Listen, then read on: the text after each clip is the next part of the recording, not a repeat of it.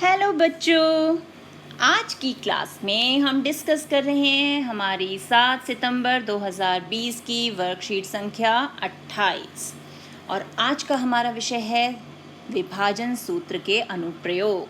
क्योंकि last class में हम विभाजन सूत्र सीख चुके हैं, आज देखेंगे कि उसको प्रश्नों को हल करने के लिए कैसे प्रयोग किया जाता है। तो सबसे पहले तो लास्ट क्लास का हम रिवाइज करते हैं, याद कीजिए और बताइए। तो विभाजन सूत्र तरीका बताया था। x लेना है तो क्या करना है, m1 तो x2, m2 तो x1 और बटे में m1 प्लस m2। और सेम ढंग से y, m1 तो y2, m2 तो y1 और बटे में फिर से m1 जमा m2। और अब है मध्य बिंदु सूत्र तो सबसे इजी था, x1 जमा x2 बटा 2, y1 जमा y2 बटा 2। तो ये हमारा x के लिए और ये y के मान के लिए। तो ये हो गए हमारी रिवीजन, याद आया ना।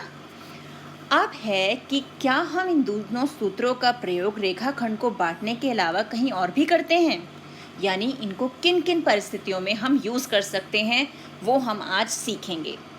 तो अब सबसे पहला देखते हैं क्या क्या हमारे पास स्थितियां हैं। पहली स्थिति है चतुर्भुज, जैसे आयत, वर्ग, समांतर चतुर्भुज व समलंब के विकर्ण एक दूसरे को समद्विभाजित करते हैं। ये तो हमें पता है कि वो एक दूसरे को, जो विकर्ण है वो समद्विभाजित दो बराबर भागों में बांटते हैं। इसलिए मध्य बिंदु सूत्र द्वारा इन चतुर्भुजों के निर्देशांक बिंदु ज्ञात करना, यानी हम अब मध्य बिंदु सूत्र जो है इसको यूज़ करके कैसे कोई जो निर्देशांक है जो हमें ज्ञात नहीं है उसको कैसे ढूंढेंगे, वो हम सीखते हैं। उदाहरण के लिए एक समांतर चतुर्भुज ABCD, उसके निर्देशांक हैं 7, 2, 8, 3, 9, 4, P3। P यानी P का मान हमें पता ही नहीं है, तो हमें P का मान ज्ञात करना है। तो फिर समांतर चतुर्भुज का मतलब, अगर हमने एक समांतर चतुर्भुज ले लिया, ये ABCD, ये हम अपना समांतर चतुर्भुज ले लेते हैं ABCD, ठीक है। अब इसके विकर्ण यानी BD और AC ये काट रहे हैं O पर, ये हमने मान लिया। और हमें ये भी पता है समांतर चतुर्भुज के विकर्ण एक दूसरे को समद्विभाजित करते हैं, यानी DO बराबर BO और AO बराबर CO। तो अब हमें ये पता है ये जो O है ये BD का भी मध्य बिंदु है और AC का भी मध्य बिंदु है। तो अब हम चाहे इसे AC से मध्य बिंदु फॉर्मूला लगाकर ज्ञात करें, चाहे BD से हम निकालें, दोनों बार ये सेम आना चाहिए। तो AC का मध्य बिंदु बराबर होना चाहिए BD के मध्य बिंदु के बराबर, क्योंकि दोनों ही O बिंदु हैं। तो मध्य बिंदु निकालने का formula x plus x1 plus x2/2 है ना। तो अब यहाँ पर A जो है वो है 7,2 और B है 8,3 और B ये रहा हमारा 8,3, C है 9,4 और D है P,3, जिसमें P का हमें मान निकालना है। तो अब सबसे पहले 7 जमा 9, x1 प्लस x2 बटे में 2। फिर y के लिए 2 जमा 4 यानी 2 जमा 4 बटा 2। तो ये तो हो गया 16 बटा 2, ये 6 बटा 2।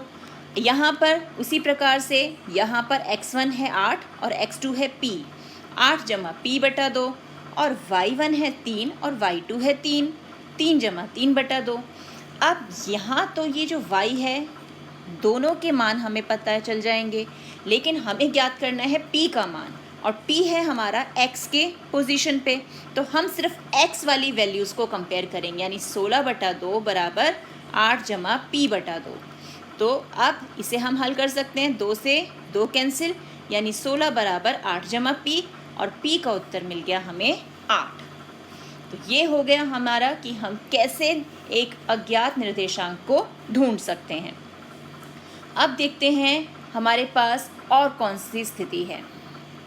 अब यहाँ पर हमें दिया हुआ है वृत्त का केंद्र, त्रिज्या व व्यास के अंतिम बिंदु व लंबाई मध्य बिंदु सूत्र व दूरी सूत्र द्वारा ज्ञात करना। अब हमें कोई वृत्त दिया हुआ है, जैसे ये वृत्त दिया हुआ है, ये वृत्त है हमारा, इसके दो जो केंद्र अंतिम बिंदु हैं, अगर हम उन दोनों को मिलाएं, जो केंद्र पे से होकर गुजरेगा तो वो व्यास हो जाएगा हमारा, और अगर उस व्यास का आधा कर देंगे तो त्रिज्या मिल जाएगी।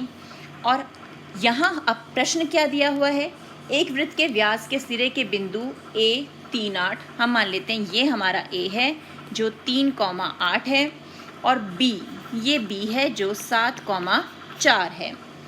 तो ज्ञात क्या करना है, वृत्त का केंद्र ढूंढना है, वृत्त का व्यास ढूंढना है और वृत्त की त्रिज्या निकालनी है। तो सबसे पहले हम वृत्त का केंद्र देखते हैं।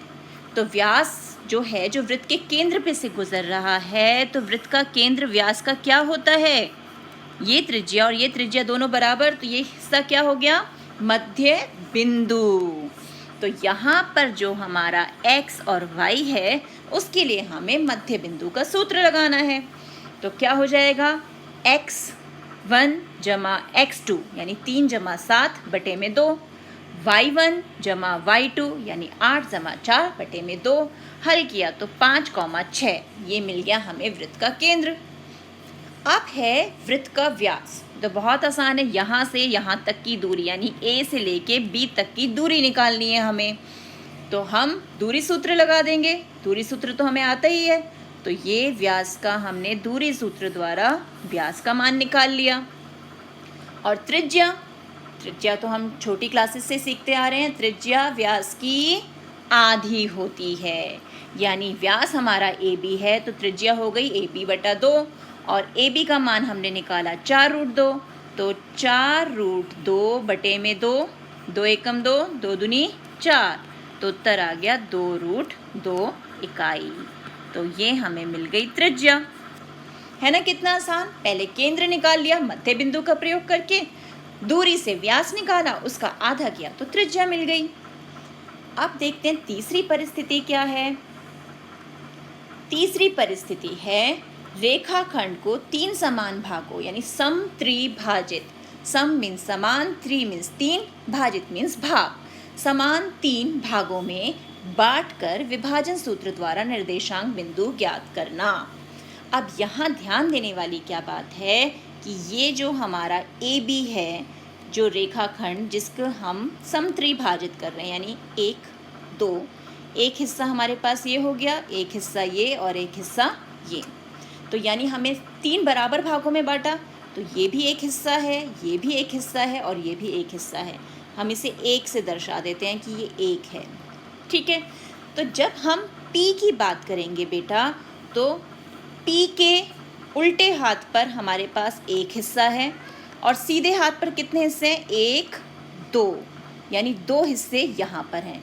तो अनुपात क्या हो गया, 1:2, एक हिस्सा उल्टे हाथ पर और 2 हिस्से सीधे हाथ पर, तो 1:2 का हो गया हमारे पास अनुपात। और जब हम Q की बात करते हैं, इस Q के लिए, तो अब Q के उल्टे हाथ पर कितने हिस्से हैं, 1, 2, यानी 2 अनुपात और सीधे हाथ पर है 1। तो जब हम P के निर्देशांक निकालेंगे तो हम अनुपात का प्रयोग करेंगे 1:2, और जब हम Q के लिए काम करेंगे तो 2:1 से हम उसके क्या निकालेंगे, निर्देशांक। तो वही काम हमने यहाँ करना है कि जैसे हमें निर्देशांक दिया हुआ A का 4,1, B 2,3, तो ये हो गया हमारा x1 y1, ये x2 y2। अब हमें P और Q के निर्देशांक निकालने हैं, तो P के लिए अनुपात लेना है हमें 1:2, और Q के लिए क्या लेना है, Q के लिए अनुपात लेना है 2:1, यानी एक बार होगा m1 m2 1:2 और एक बार होगा m1 m2 2:1। और बस विभाजन सूत्र का प्रयोग करके हम क्या करेंगे, इसके निर्देशांक निकाल लेंगे। कर लेंगे ना ये। चलिए आप देखते हैं और क्या दिया हुआ है। अब आ गई हमारी बारी कि हमें प्रयास करना है, तो तैयार हैं प्रयास के लिए। सबसे पहला प्रश्न, सिद्ध कीजिए कि A 0,0, B 3,0, C 4,1 और D 1,1 एक समांतर चतुर्भुज के निर्देशांक हैं। ये तो हमने लास्ट क्लास में भी सीखा था कि समांतर चतुर्भुज की क्या हमारी विशेषताएं होती हैं। पहली चीज़ कि जो सम्मुख भुजाएं हैं वो बराबर होती हैं, यानी अगर हमारा समांतर चतुर्भुज ABCD है तो हमारा AB बराबर होगा CD के और AD बराबर होगा BC के। तो हम चार भुजाओं की लंबाई निकालेंगे दूरी सूत्र का प्रयोग करके और फिर देखेंगे कि क्या हमारी सम्मुख भुजाएं बराबर हैं। बराबर है तो अब ये चेक करना है क्या ये समांतर चतुर्भुज है या नहीं। और वो कैसे हम चेक करते हैं, हम निकालते हैं इसके विकर्णों की लंबाई। अगर विकर्णों की लंबाई बराबर आ गई तो वो एक क्या हो जाएगा, आयत। और अगर विकर्णों की लंबाई बराबर नहीं है तो हो जाएगा समांतर चतुर्भुज। तो हमें यहाँ पर कितनी लंबाइयाँ निकालनी है, 6 लंबाई निकालनी है।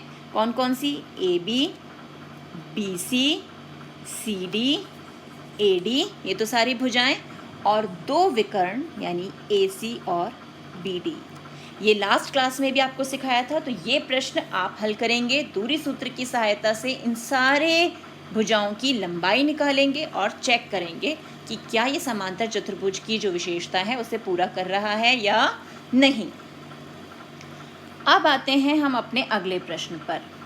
प्रश्न क्या है अगला हमारा, यदि बिंदु P और Q AB बिंदुओं A और B को जोड़ने वाले रेखाखंड पर स्थित हैं तो इसे 3 समान भागों में विभाजित करते हैं यानी समत्रिभाजित करते हैं, तो P और Q के निर्देशांक ज्ञात कीजिए। यानी जो अभी हमने एग्जाम्पल में सीखा है अब उसे हम अप्लाई करेंगे। तो करें शुरू। तो अब हमारे पास जो कंडीशन दी है, हमें कहा गया है क्या कि A और B, हमारे पास एक रेखाखंड है AB, ये रहा A और ये रहा B। PQ इस ढंग से स्थित है कि वो इसे समत्रिभाजित कर रहे हैं, यानी ये P और ये Q और ये सारे हिस्से हमारे बराबर हैं। और A के निर्देशांक हैं 2, -2, B के निर्देशांक हैं -7, 4। ये हो गया हमारे पास। और मैंने आपको बताया था जब हम P की बात करेंगे तो हमारे पास अनुपात क्या होगा, 1:2, क्योंकि उल्टे हाथ पर एक हिस्सा है और सीधे हाथ पर हमारे पास 2 हिस्से हैं। और जब हम Q की बात करेंगे तो 2:1, ये हमारा अनुपात रहेगा। तो अब सबसे पहले हम P के लिए निर्देशांक ज्ञात करते हैं। तो P के निर्देशांक के लिए सबसे पहले x, तो फॉर्मूला है हमारा m1x2, है ना। तो m1 ये है हमारा m1 और ये है हमारा m2।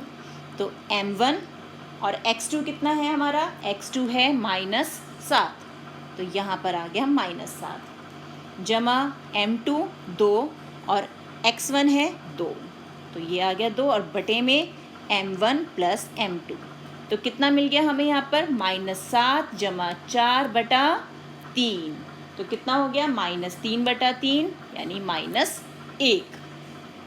अब बारी आई y के लिए, फॉर्मूला उसी ढंग से m1, इस बार y2 है हमारा 4, फिर m2 है 2 और y1 -2, ये है ना हमारा y1, और बटे में 1 + 2, ये हो गया 4 - 4/3 यानी 0। तो P के निर्देशांक x, y क्या मिल गए हमें, -1, 0। ये हो गया हमारा P। अब बारी आ गई हमारे Q की। तो अब Q के लिए x लेंगे, लेकिन अब अनुपात क्या हो जाएगा, 2:1, यानी अब हम लेंगे Q के लिए x का मान, तो m1 और m1 है तो x कितना होगा, x होगा x2 यानी हमारा -7, जमा m2 अब की बार क्या है 1 और x1 है हमारा 2, बटे में m1 + m2, तो ये हो गया -14, जमा 2 बटे में 3 यानी -12/3, और ये आ गया बराबर -4 के। इसी प्रकार अब y के लिए करेंगे, m1 y2 है हमारा 4, फिर m2 y1 कितना है हमारा -2 बटे में 2 + 1, यानी 8 माइनस 2/3 यानी 6/3। उत्तर आ गया 2। तो Q के निर्देशांक यानी x y, पहले x यानी -4 फिर y यानी 2। ये हो गए हमारे उत्तर। देखा, इस ढंग से हम समत्रिभाजित के लिए निर्देशांक निकाल सकते हैं। बस हमें एक फिगर बनानी है, उससे हमें आइडिया हो जाएगा कितने भाग हमें उल्टे हाथ पे रखना है, कितने भाग सीधे हाथ पे रखना है। तो अब चलते हैं हमारे अगले प्रश्न की ओर। अगला प्रश्न क्या है हमारा? यदि 4p और 1 0 वृत्त के व्यास के अंत बिंदु हैं और व्यास की लंबाई 10 सेंटीमीटर है तो वृत्त का केंद्र ज्ञात कीजिए। तो अब हमें अंत बिंदु दिए हैं और व्यास की लंबाई भी दे दी है और निकालना क्या है? वृत्त का केंद्र। तो अब ये कैसे करेंगे ये देखते हैं। तो सबसे पहले इसके लिए भी हम क्या करेंगे, एक आकृति बना लेते हैं। ये हमारा हो गया वृत्त, ये रहा हमारा केंद्र और ये है व्यास जिसके दो बिंदु हैं A और B। अब A और B हमारे पास दो बिंदु आ गए। तो A का मान दिया हुआ है हमें, कितना दिया हुआ है? 4p। तो हमने यहाँ पर, चलो यहाँ पे लिखते हैं हम 1 0 और ये हो गया हमारा 4, p। और ये पूरी लंबाई यानी व्यास की लंबाई दी हुई है 10 सेंटीमीटर। तो सबसे पहले हम AB, ये जो पूरा व्यास है, इसके लिए फॉर्मूला लगाते हैं। तो हमारा दूरी सूत्र x2 माइनस x1 यानी 4 माइनस 1 का स्क्वायर जमा p माइनस 0 का स्क्वायर। तो AB हमें कितना दिया हुआ है? AB दिया हुआ है 10 बराबर 4 में से 1 गया 3 का स्क्वायर जमा p का स्क्वायर और उसका रूट। अब ये वर्गमूल यहाँ आएगा तो वर्ग बन जाएगा 10 का, और यहाँ बन गया 9 जमा p स्क्वायर यानी 100 माइनस 9 बराबर p स्क्वायर। तो p का मान हो गया 91 का रूट। तो ये मिल गया हमें p का मान, कि हमारा जो निर्देशांक p है उसका क्या मान है? रूट 91। अब हमें चाहिए केंद्र। तो केंद्र हमारा क्या है? केंद्र है हमारे इस व्यास का मध्य बिंदु। तो अब जब हमारे पास हमारे बिंदु मिल गए हमें 1 0 और 4p, p यानी रूट 91। तो मध्य बिंदु कैसे निकालेंगे? x बराबर x1 जमा x2 यानी 1 जमा 4 बटे में 2 यानी 5/2, और y1 प्लस y2 यानी 0 जमा रूट 91 बटे में 2 यानी रूट 91/2। तो केंद्र के निर्देशांक क्या हो गए हमारे? केंद्र के निर्देशांक हो गए 5/2 और रूट 91/2। ये आ गए हमारे केंद्र के निर्देशांक। है ना कितना आसान? हमने पहले p का मान निकाल लिया और फिर मध्य बिंदु जो हमारा सूत्र है उसका प्रयोग करके केंद्र का मान निकाल लिया। तो इसी प्रकार के आप NCERT में से प्रश्नों को हल कीजिए और मिलते हैं एक और वीडियो में। तब तक keep practicing and enjoy maths.